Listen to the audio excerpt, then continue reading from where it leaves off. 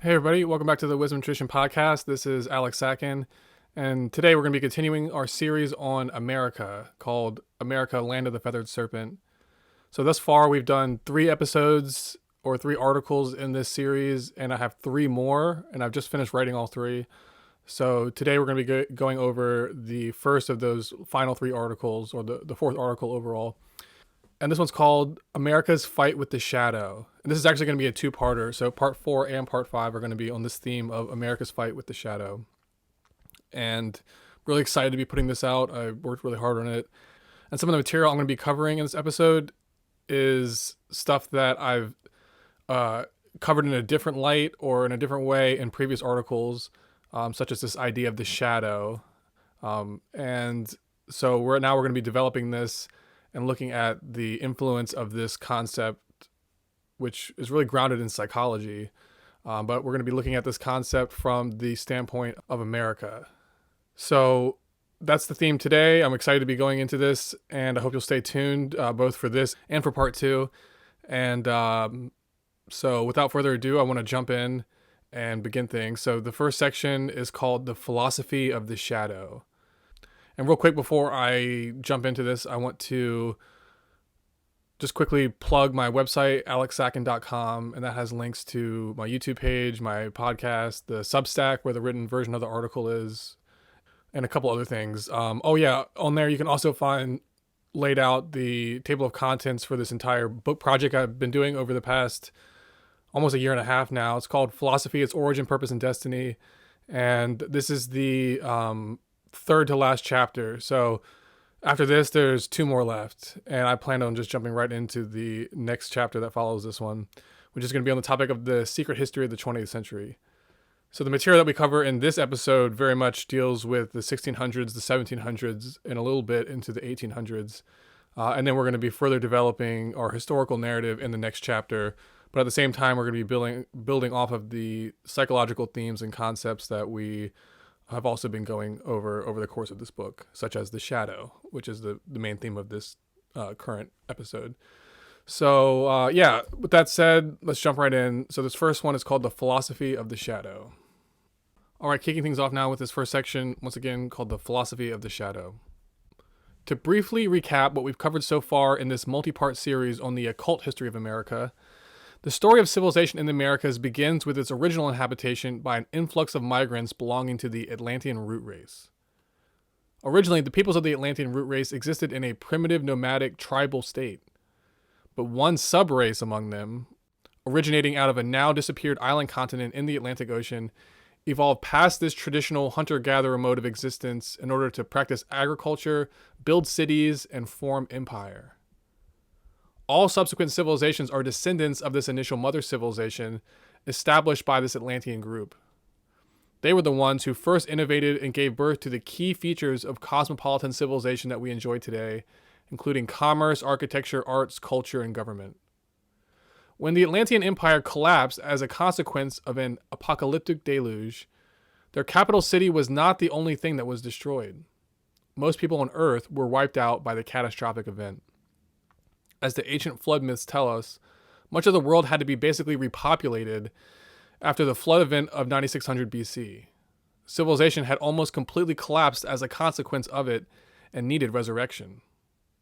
This would take time. Initially, as the surviving remnants of mankind began to rebuild civilization, they resurrected it in the style of old Atlantis. The closest analogs we can find for how Atlantean high culture might once have existed comes with the Maya of Central America and the ancient Egyptians of North Africa.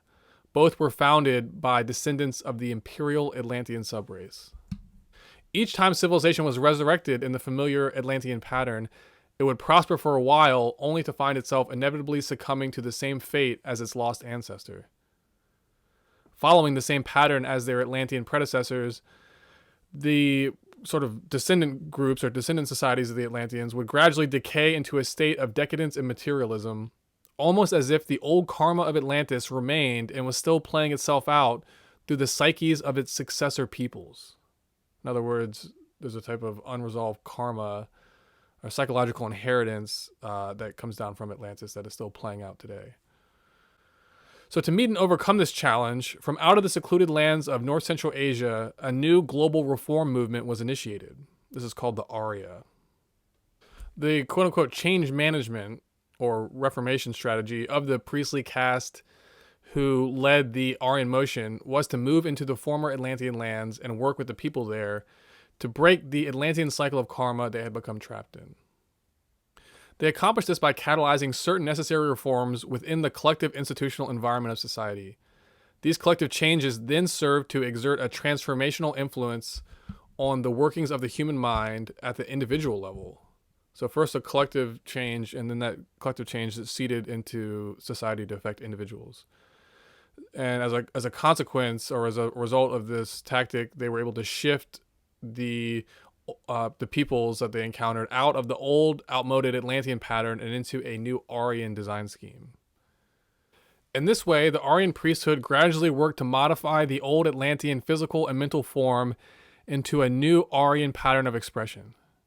To accomplish this, instead of militarily conquering or displacing the Atlantean groups they encountered, the Aryan missionaries would integrate themselves into the societies they encountered, the cultures they encountered, the remnant Atlantean groups, and they would gradually transform them from within, remaking the former Atlanteans into an image of themselves.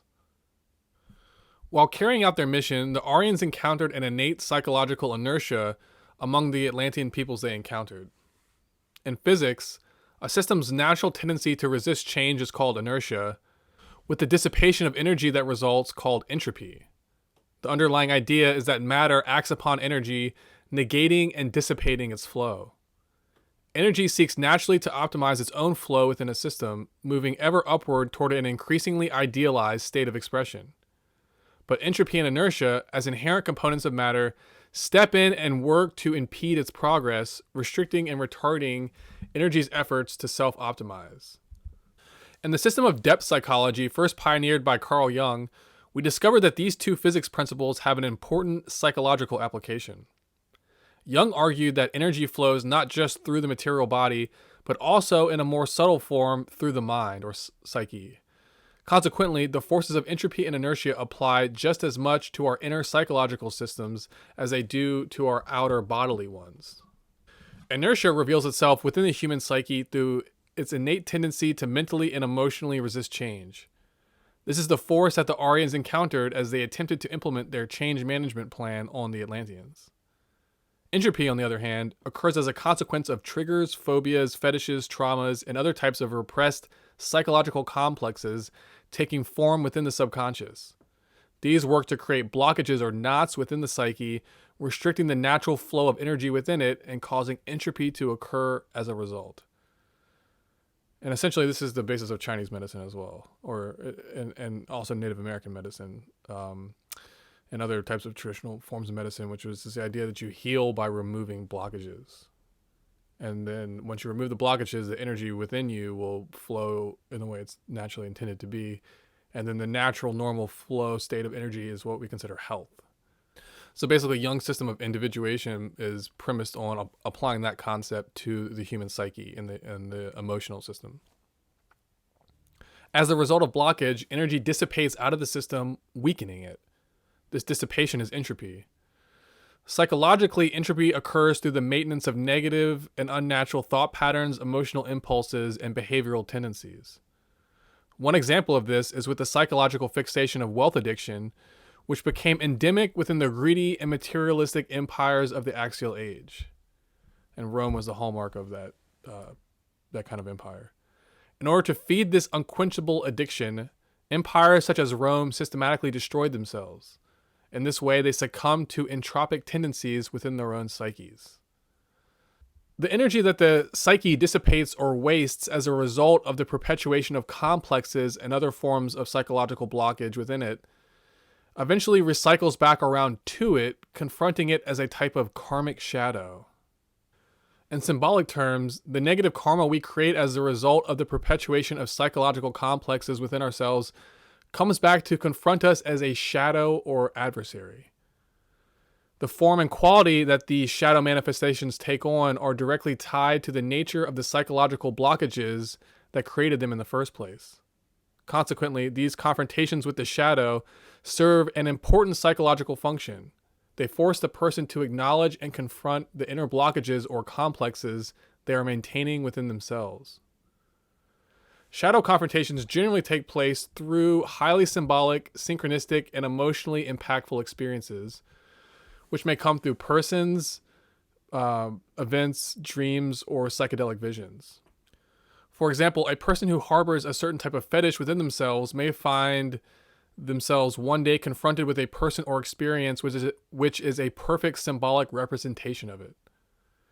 This highly symbolic experience becomes a manifestation of the shadow, which serves to bring out into the light of day that which has become hidden and repressed within the human psyche. As a result of this shadow encounter, the person is forced to confront the repressed traumas, fears, and fixations that have caused the shadow projection to form in the first place. It is only by facing and dealing with our own psychological complexes and fixations that we can successfully defeat and overcome the shadow projections that karmically appear before us. Otherwise, these archetypal adversaries will keep appearing, drawing our attention to them and therefore to our own unresolved weaknesses. It is only once we get tired of doing battle with these demons that we finally turn and address these blockages, clearing the way for the psychic energy within us to move once again freely toward the optimization of itself. This is indeed the whole purpose of the shadow, to inspire us to grow, develop, and evolve. It is a powerful motivating factor. Without it, we crystallize into old and familiar patterns. We stop progressing and consequently block up the flow of energy within ourselves. So that is the philosophy of the shadow and also the psychology of the shadow. So that was the first section. Next up, we're going to be looking at a example or manifestation of the shadow in the form of Mayan mythology, where we have this figure called Tezcatlipoca, and he's the adversary, the archetypal adversary of Quetzalcoatl. So we'll be jumping into that next. All right, the next section is called Tezcatlipoca, the adversary of Quetzalcoatl. In the religious mythology of the Mayans, the philosophical themes surrounding man's confrontation with the shadow were symbolized as a battle between the hero god Quetzalcoatl and his adversary Tezcatlipoca. Quetzalcoatl, the hero god, symbolizes the divinely illumined soul, one whose energy has been optimized, so to speak. This enlightened being seeks to further optimize the flow of energy within the collective. For this reason, his quest is to spread illumination to all people by encouraging each to deal with the shadow factors within themselves. The archetypal adversary of Quetzalcoatl is Tezcatlipoca, who personifies the shadow. In Mayan mythology, this adversary took form as a cult of evil black magicians who persistently sought to foil Quetzalcoatl's plan to spread enlightenment. In this way, they personify inertia, their mission being to block the dissemination of light and to feed off the entropic dissipation of energy that results. The end effect of their work is to kill the host that they have latched themselves onto. In this way, they take on the archetypal role of the destroyer, the third person of the divine creation, preservation, destruction triad of the ancient Hindus. In the long-term view of things, we find that the manifestation of the shadow performs a necessary and useful function. It serves to direct our attention to the blockages and disorders we maintain within ourselves, which conspire together to subvert the natural optimization of energy's flow within our psychic systems. The ultimate goal of life is to confront and address the shadow complexes we hold internally. In symbolic terms, this represents Quetzalcoatl confronting and overcoming the evil forces of Tezcatlipoca. By attaining this victory within ourselves, we optimize the flow of energy within us, bringing it toward the fulfillment of the archetypal end state that the divine intelligence behind nature has designed for us. Keeping in mind the old philosophical adage, as above, so below, we discover that Tezcatlipoca manifests both individually and collectively. We each have adversaries that confront and challenge us as individuals, and these aggregate together to form great collective shadow complexes that confront society as a whole. Quetzalcoatl symbolizes, on an individual level, the higher self, the divine principle within each of us. On a collective scale, he also represents the mystery schools, which are God's chosen institution in the world, selected to reveal and manifest his will. Therefore, Quetzalcoatl simultaneously represents the hero self in each person and also the hero institution in society, the mystery schools. In Mayan legends, Quetzalcoatl was opposed in his work by an evil cult of black magicians termed Tezcatlipoca. Manly Hall describes Tezcatlipoca, who is the archetypal adversary of the Mayans, as the old priesthood who practiced human sacrifice and adhered to a policy of war and destruction. He explains that Quetzalcoatl, the personification of the mysteries, brought down the animosity of the old priestcraft, or Tezcatlipoca, because he delivered his people from bondage to the ignorance and superstitions by which these wily sorcerers maintained their own fortune and dynasty. Because the mysteries were an institution of liberation, they were naturally opposed by groups seeking to keep their people in bondage through ignorance. The struggle was therefore between religion as temporal authority, or Tezcatlipoca, and the mystery faith, or Quetzalcoatl. From the perspective of the mysteries, Tezcatlipoca personifies the eternal adversaries of human nature, ignorance, superstition, and fear. As long as these forces of negation persist, they breed the conditions for collective shadow manifestations like Tezcatlipoca to emerge and haunt us. As an embodiment of the collective shadow, Tezcatlipoca appeared to the Maya as a corrupt religious cult, one who profited from war, suffering, and destruction. In true shadow fashion, their ascent to power came by feeding off the weaknesses prevailing within the populace. In this way, the collective shadow has its foundation in the individual shadow complexes that each person nurses within themselves. These aggregate together to form great collective shadow monsters, which confront society at large as an adversarial force that can no longer be suppressed and must now be reckoned with on an existential level.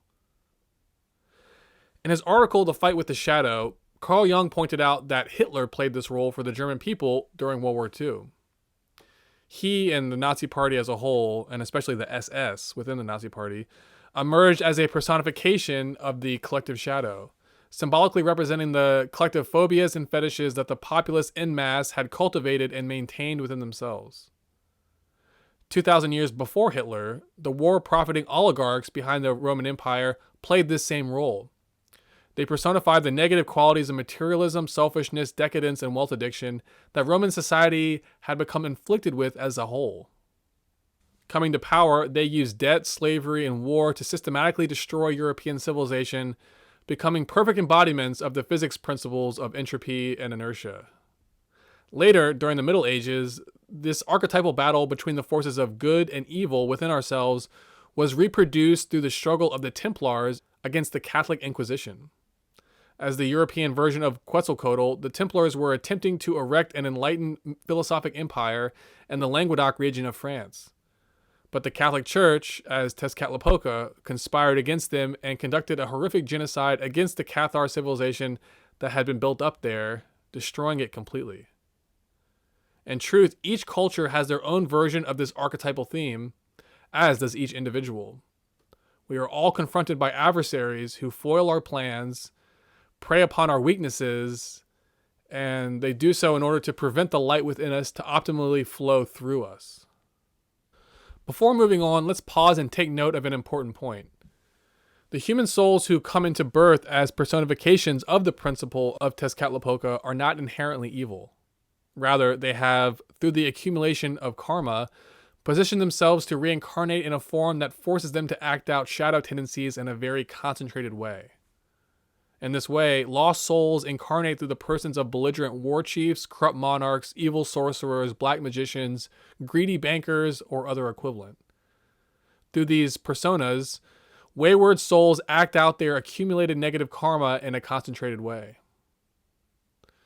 From a collective standpoint, the rise of Tezcatlipoca as a group comes about as a consequence of a culture or community falling victim to its own accumulated collective karma.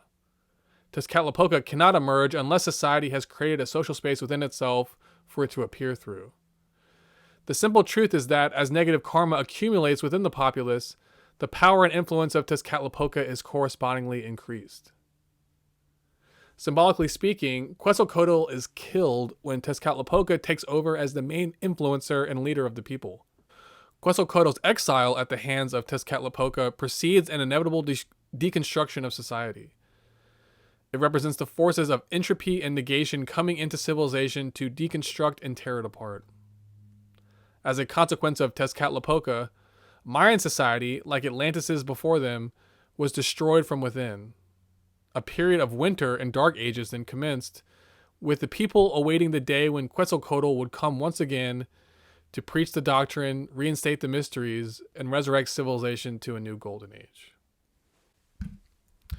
So that is the end of that section. Once again, that was called Tezcatlipoca, the adversary of Quetzalcoatl.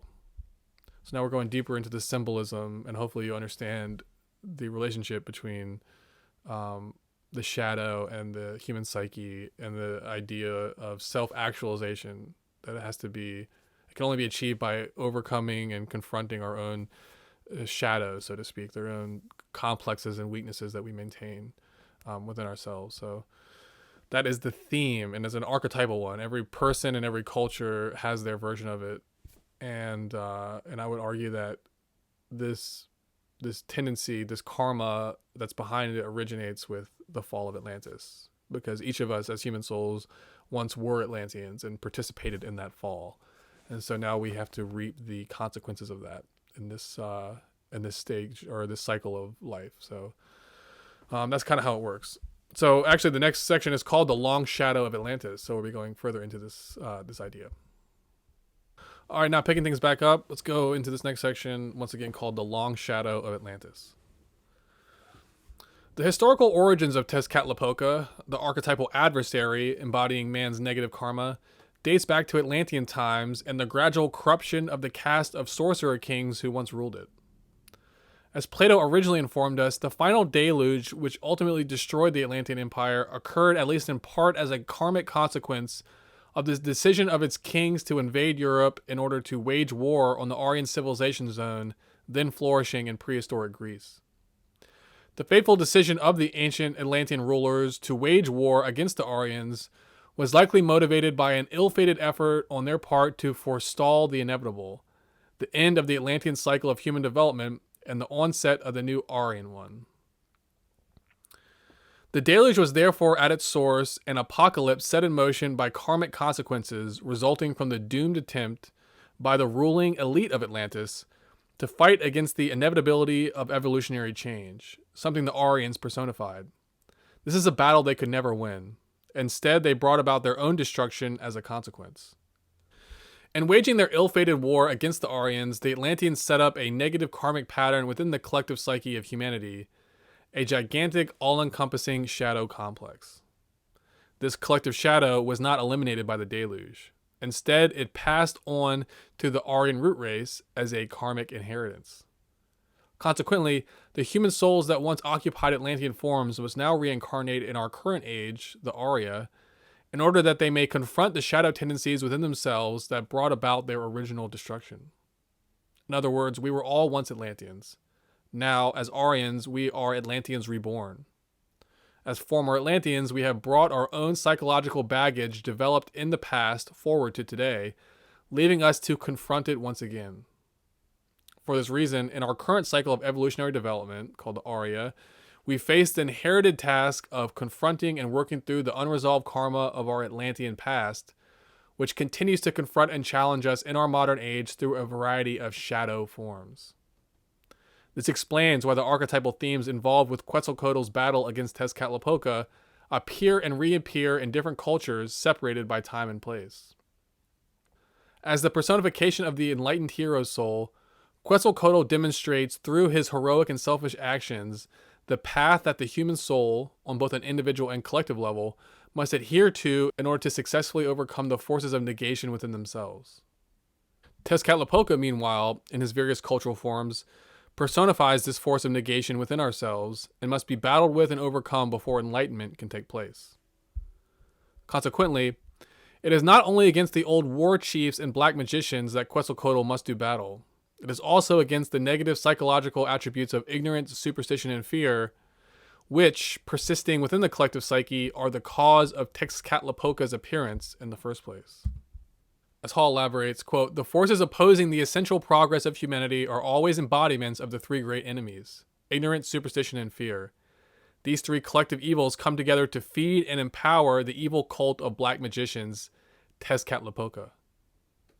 By contrast, the release of light within destroys these evil tyrants. As Hall explains, quote, by light, or Quetzalcoatl, men are brought together, and when this light enters into their hearts and minds, they are good, and they work side by side and love one another. In this way, they not only share the light, but become in themselves centers of light, which combat the darkness of ignorance and superstition, which is personified as Tezcatlipoca. Simply put, the persistence of negative attributes within the human psyche is what's responsible for allowing the corrupted leadership of Tezcatlipoca to persist. The inverse is equally true as well. When individuals successfully transmute the negative forces within themselves, they not only build soul power within themselves, but also simultaneously cut out the source of Tezcatlipoca's strength, the shadow complexes they harbor internally. The hero god Quetzalcoatl personifies those character attributes most favored by philosophy: wisdom, intelligence, and virtue. When the populace imitates his example and adheres to his teachings, they learn to transmute their negative character traits into positive ones. The victory of the hero over the adversary symbolizes the ultimate victory of philosophy over the three great adversaries of ignorance, superstition, and fear. In physics terms, this represents energy liberating itself to achieve its own optimized state of flow. In Plato's teachings, this signifies a system coming to a state of self-realization, where its inner design becomes a perfect expression of a divine archetype originally established for it by the divine mind. So we see here a link between this idea of archetypes and the shadow. So in order to become our archetypal self, or the version of ourself that has been designed by the creator as the trajectory of our evolutionary destiny, in order to realize that state, that archetypal end state, we have to confront the material elements within ourselves that block us from achieving it. So this idea of blockage again comes into focus. So the task of the Arya is to achieve this archetypal end state. And the program of collective initiation its priesthood has been pursuing from the start, the goal of that is to achieve the optimization of energy's flow within humanity, thereby bringing about a new golden age. The negative karma of Atlantis is the backdrop against which this evolutionary project takes place. It provides the necessary adversarial friction against which our inner growth is stimulated into taking place. Pressure makes diamonds, as the saying goes. Elaborating on this point, Hall writes, quote, as man advances in his collective evolution, the negative obstacles he encounters supply a necessary incentive for individual improvement toward collective security. Therefore, from an evolutionary standpoint, the shadow adversaries that confront us serve a valuable purpose. They work to stimulate and catalyze the development of soul power within ourselves. The soul powers that we develop as a result of struggle and strife are ones we must ultimately put to use as part of the quest to overcome these shadow tendencies within ourselves. So the experiences that we gain along the way help us overcome these shadow tendencies that will incrementally confront us. And then ultimately, as we gain our full soul powers, the total control, then we can completely eliminate the shadow. But so long as these shadows remain with us, they will continue to draw forth the manifestation of collective adversaries from without who seek our destruction and the entropic dispersion of our energy. Consequently, until all negative psychic forces have been transmuted within us, Quetzalcoatl's work must continue, and the initiatory program of the mysteries must go on. Meanwhile, the fight with the shadow must continue also to take place, and this is because we need it to. Through our confrontations with it, it stimulates within us the soul powers we require in order to ultimately defeat it. So ultimately, we are destined to defeat this weakness, this manifestation of weakness, or this adversary or shadow. And but until we defeat it, it will continually confront us in various symbolic forms that correspond with our own inherent weaknesses. So there's a one-to-one match between that which confronts us and that which we internally need to experience in order to develop the soul powers to overcome these confrontations and to not bring them forth in the first place. So that's the end of that section. The next section is called The Aztecs Meet Their Adversary. And this is actually a part one. There's going to be a second part also called The Aztecs Meet Their Adversary, but that's going to come in the next article. So this is going to be part one. And once again, it's called The Aztecs Meet Their Adversary. So we're going to look at a case study of a confrontation with the adversary. Okay, next section. The Aztecs meet their adversary. As covered above, the conditions for Tezcatlipoca's ascendance to power and Quetzalcoatl's exile arise when the negative character attributes of ignorance, superstition, and fear take hold within the collective psyche. Tezcatlipoca feeds off the negative energies rated out by the various shadow complexes the populace maintains within themselves. As such, it emerges as a symbolic personification of them, a projection of the collective shadow. The times when Tezcatlipoca rises to power are dark ages. During these periods, men of good spirit, the initiates, are sacrificed to the material ambitions of temporal rulers.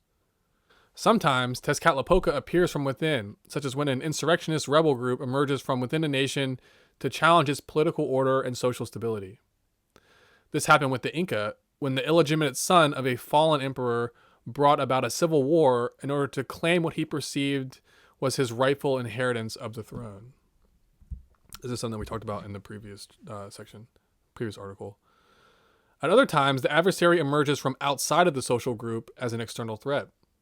The Inca faced this type of shadow confrontation as well, with the Spanish conquistadors arriving just after the Civil War to cement the society's destruction.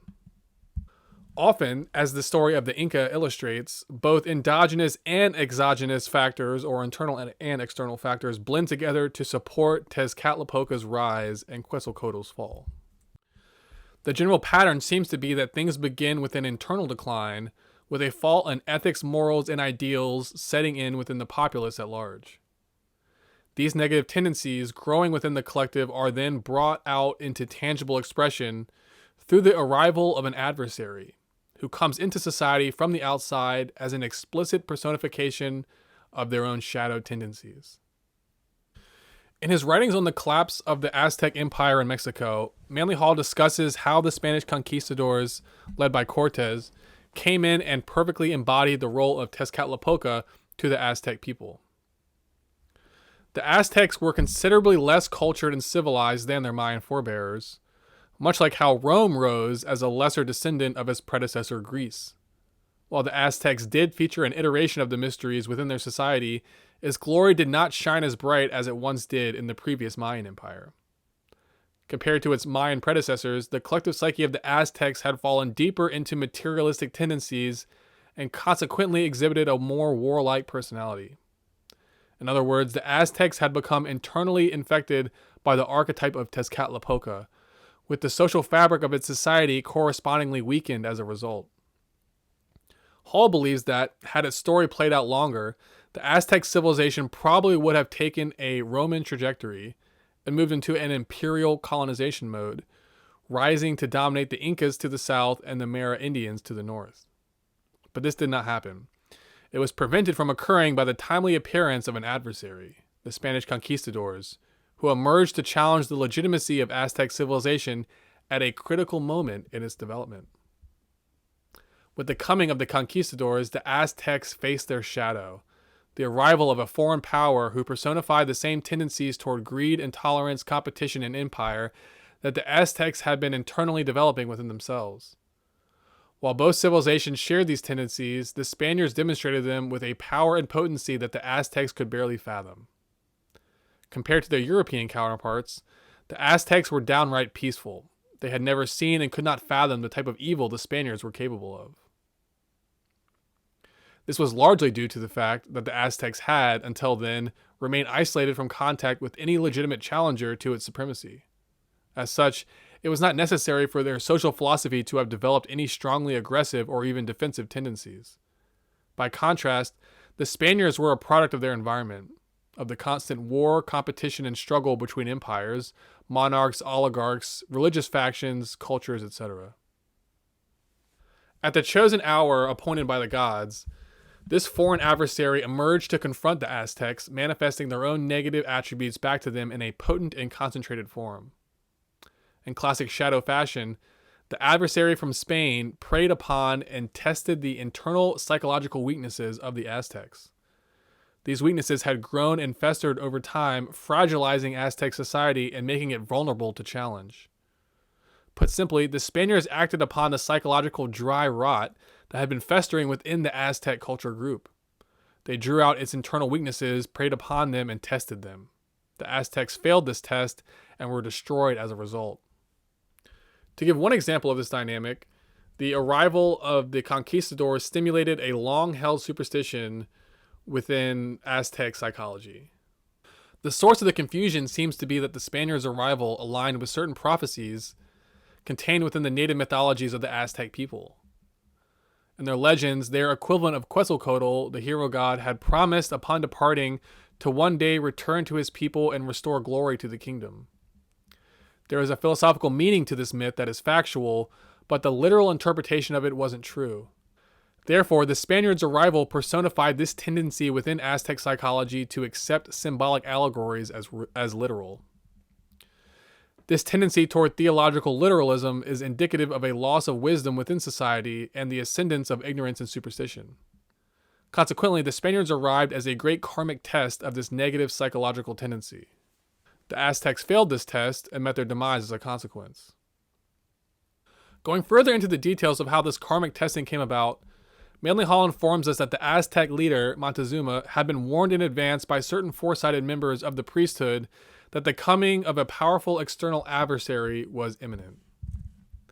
He writes, quote, Aztec astrologers warned Montezuma of the coming of the Spaniards and the impending destruction of the Indian Empire.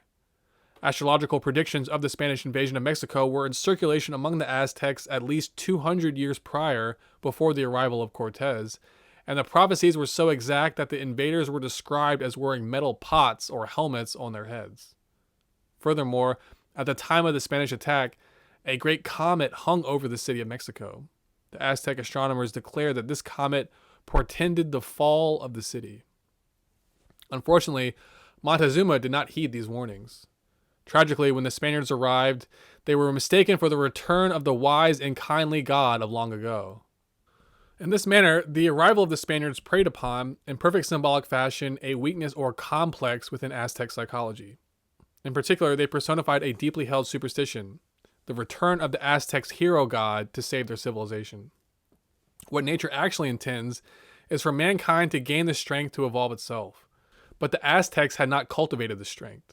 They were waiting for an external savior. Because the Aztecs had developed a superstitious rather than philosophical belief regarding the return of the Messiah, they, at first opportunity, enthusiastically embraced Cortez as the return of this hero, giving him almost immediately the keys to their kingdom. They paid dearly for this mistake as a consequence. Because of their fall into superstition, the Aztecs were perfectly primed to misinterpret their arrival of the Spaniards, who came as a karmic embodiment of their shadow. This shadow cut them down like the Sith of Saturn, coming to them as a great initiatory test, one which preyed upon their own weaknesses in order to bring about their entropic destruction. Again, this is the archetypal role of the adversary. Having faced and failed their confrontation with the shadow, the souls within those fallen Aztec bodies were karmically required to reincarnate in a pattern that would systematically work to overcome the inherent weaknesses that they demonstrated. So that as a consequence of these developmental cycle, this reincarnation cycle, they'll be forced to develop and mature their intellects and the degree of philosophical insight so that next time an adversary rises to challenge them, they'll be prepared and able to pass the test. So that's the end of that section. Once again, that was called The Aztecs Meet Their Adversary. So that was like a case study of how the philosophy of the adversary works, the psychology works, and the karma of the whole thing plays out. So next up is the next section is called The Sith of Saturn Falls Upon the Americas. And we're going to be jumping into that next. Alrighty, next section, once again called The Sith of Saturn Falls Upon the Americas. In the field of astrology, the planet Saturn is associated with certain archetypal motifs that are closely correlated with the arrival of the adversary as an external karmic force coming into the life of a person or group in order to test their weaknesses and shortcomings. Richard Tarnas summarizes the archetypal themes associated with Saturn's influence upon the horoscope. He notes that overall, it is the planet of harsh realities and trials. More specifically, it is associated with preoccupation with aging and death, difficult ordeals and hard labor, depression, oppression, constriction, deficit, scarcity, and starvation. Going deeper, Tarnest further links Saturn with the themes of contraction and constraint, deprivation and negation, division and conflict, discipline and control, rigor and rigidity, repression and oppression, deflation and decline, and depression and sorrow. Tarnest notes that Saturn can bring feelings of inadequacy, inferiority, loneliness, and guilt. It is associated with skepticism and a profoundly pessimistic view of existence, a shattering crisis of meaning, the inability to enjoy anything, and the loss of any connection with the divine dimension of reality. Tarnest equates Saturn with the reality principle. It confronts us with hard truths that we may be uncomfortable with or try to avoid, but which in the end are inevitable, inescapable, and necessary. Therefore, it is associated with finality and the ending of eras or the ending of ideas that have outworn their usefulness.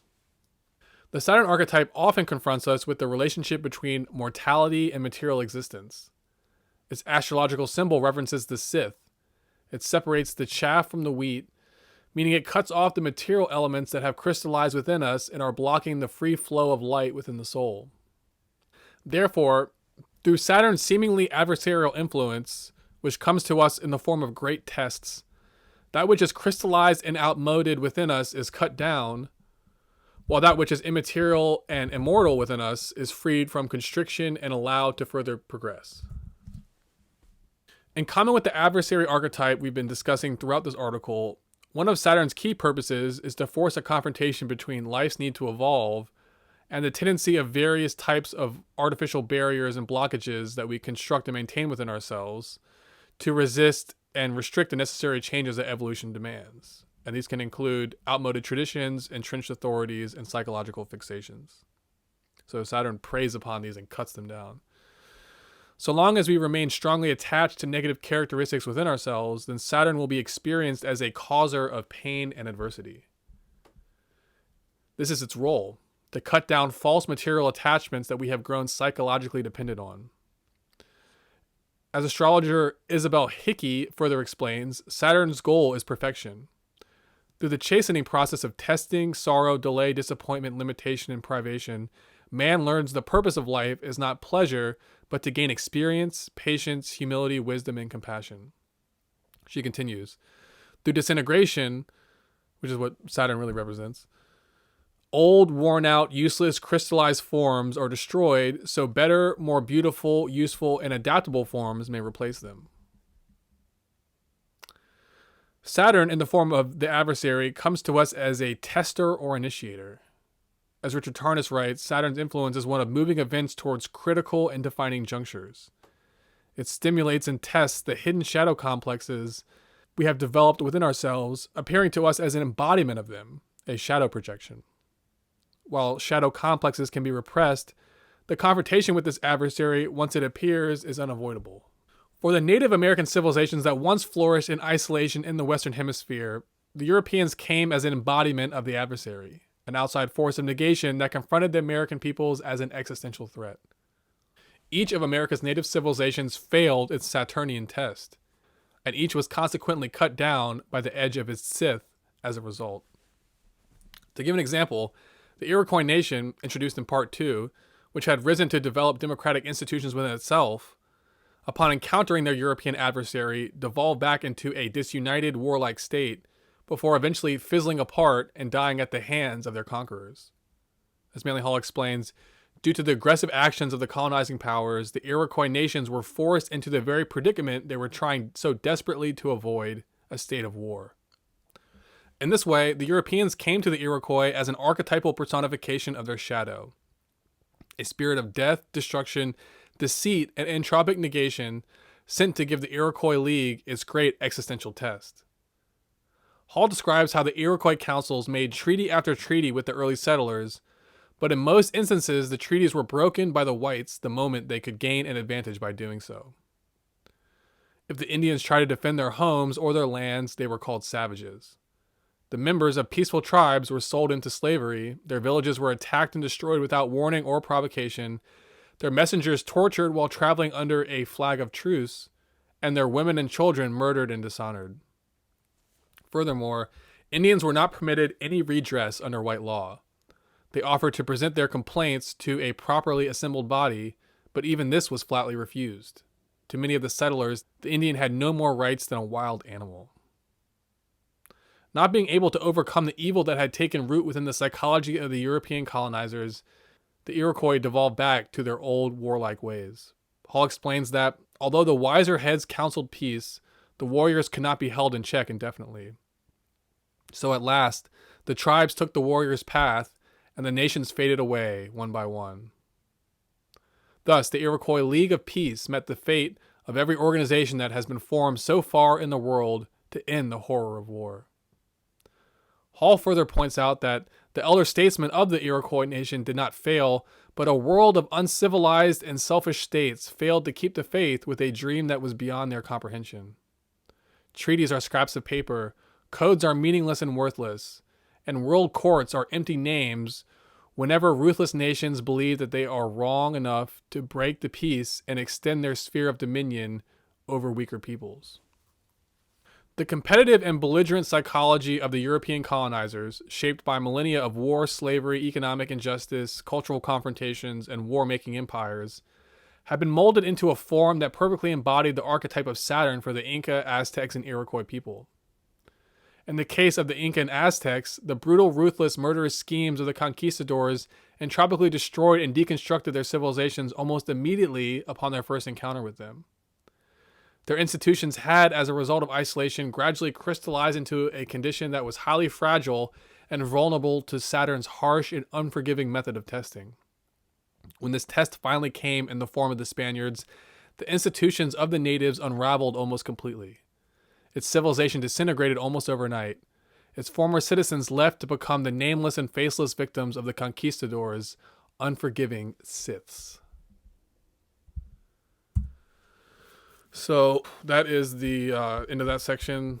Again, that was called The Sith of Saturn Falls Upon the Americas.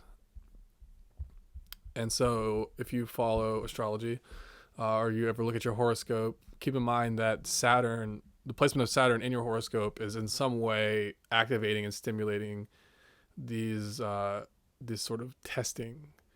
And so Saturn will bring you, particularly in alignment with other planets, will bring it out. And obviously in different signs of the zodiac, it'll be brought out in different ways. But overall, this archetype of Saturn is the basis of the sort of shadow confrontations that we experience. So depending on how it's placed in your chart, it'll bring forth some type of testing for you to be challenged by and stimulated by and hopefully to grow from. And here I want to point out again that in 2020, we had a massive alignment of Saturn with several other planets, including Pluto and Jupiter, and I think Mars as well. And this is something I talked about over a year and a half ago in my psychology zine, or the publication on depth psychology that I did, because there's a whole chapter on these archetypal Saturnian and Plutonian themes coming out over the course of the lockdowns and the Great Reset and the whole thing that we went through as a world.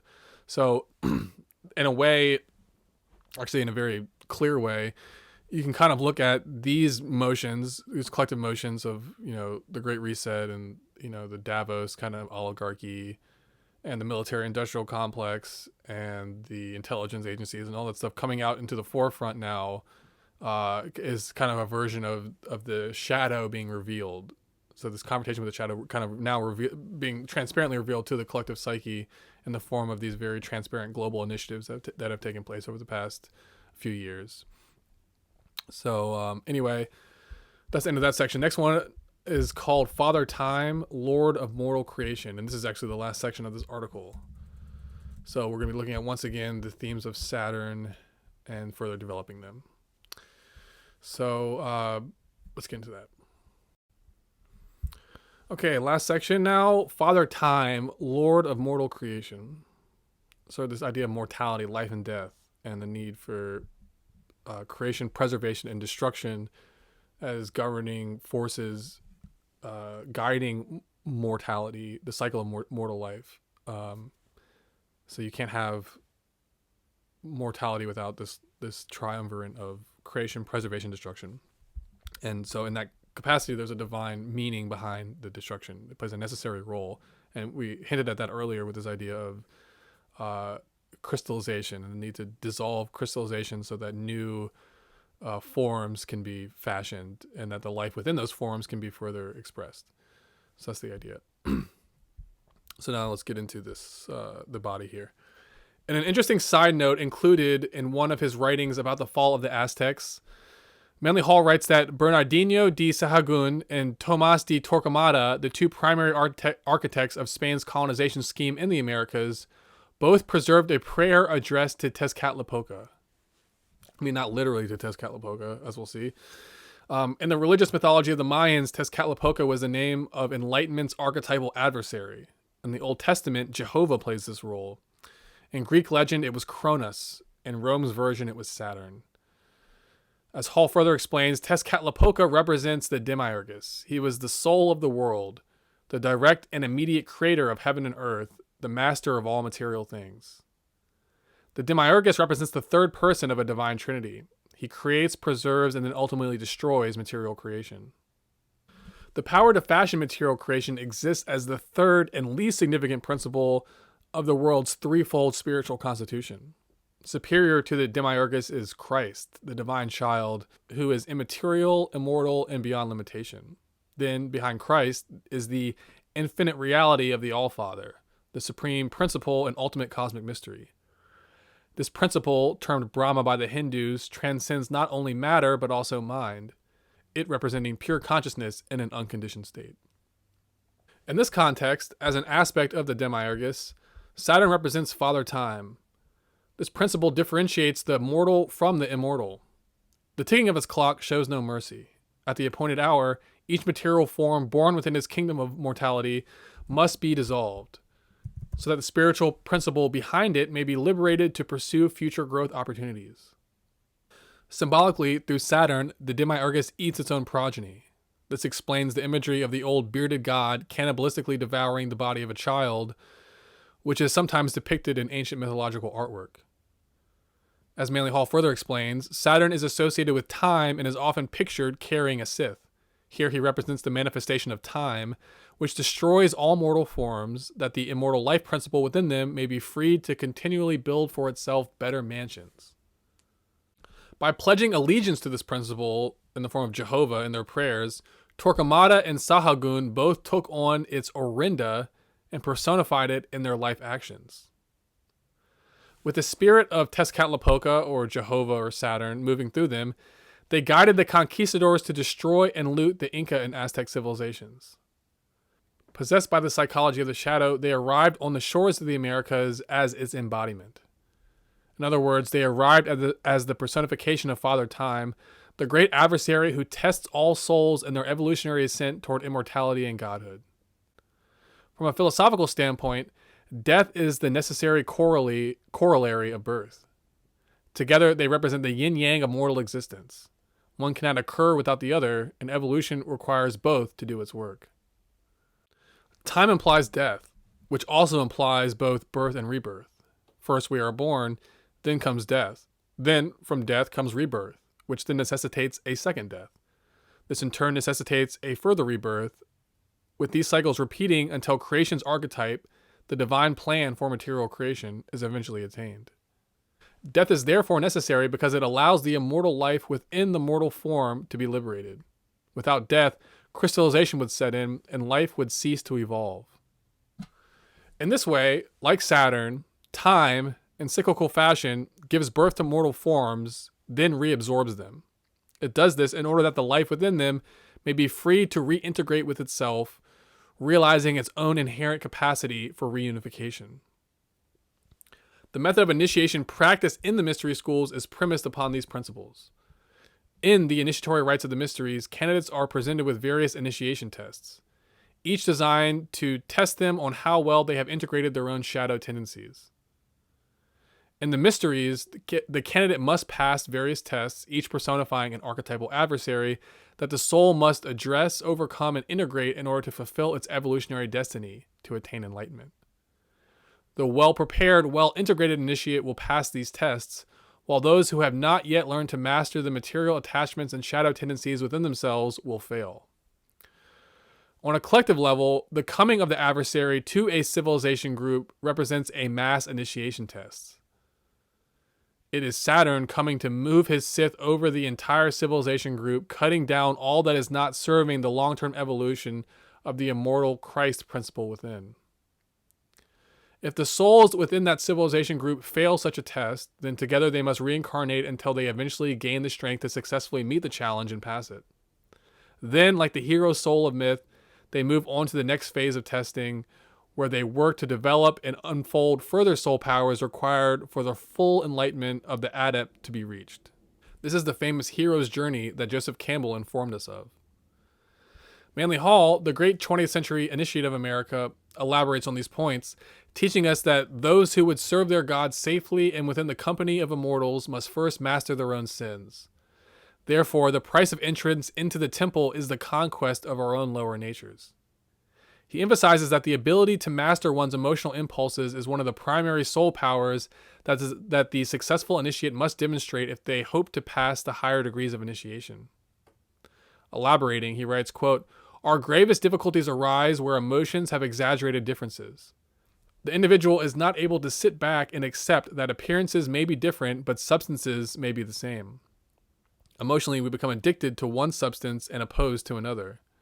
We dramatize differences, exaggerate them, and allow them to become the cause of our bitter feuds, intolerances, and injustices.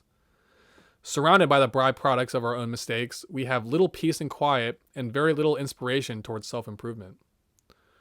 Consequently, the person moving toward enlightenment has to subdue, reform, and redeem the psychic field which he has permitted to get out of hand.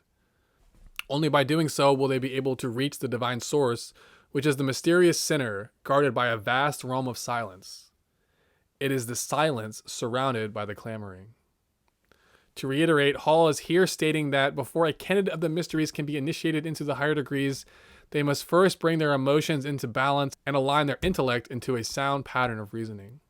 As Manly Hall warns us, before one takes the true path of discipleship, he must have a long talk with himself and see how many of the elements of his lower nature he is allowing to tie him to earth. Then begins the great battle so often symbolized in the religious ceremonials of the ancients, which must result in the death of the lower nature. And this great battle is against the dweller on the threshold, or the shadow or adversary, however you want to call it. In the great scheme of things, the fight with the shadow serves a vital and necessary purpose.